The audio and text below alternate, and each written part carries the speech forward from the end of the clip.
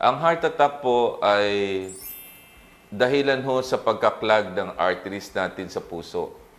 At ang komplikasyon nito ay pwede pong magkaroon ho kayo ng acute coronary event or acute coronary artery disease.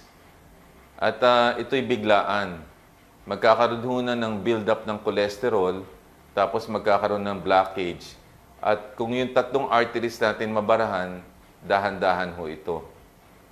Ang numero uno ho dapat natin i-consider ay yun hong uncontrollable risk factor, yung pag-edad.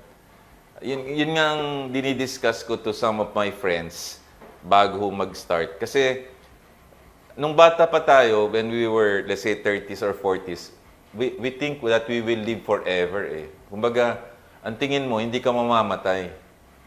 Yung kakain ka, mag-enjoy ka, and then, at that time, kung may bisyo ka, kausap ko nga yung isang pare kanina eh. Siya pala yung naninigarilyo dati, siya pala into drug addiction dati, you know. Tapos na-reforma siya. A lot of people nagbabago pagka po sila nagkakasakit on when they're about to die.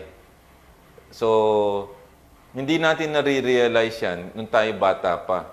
At yung ginagawa natin ng bata natin, may impact pala yan pag tumatanda ka. Kasi inuumpisahan mo yung sakit early pa eh.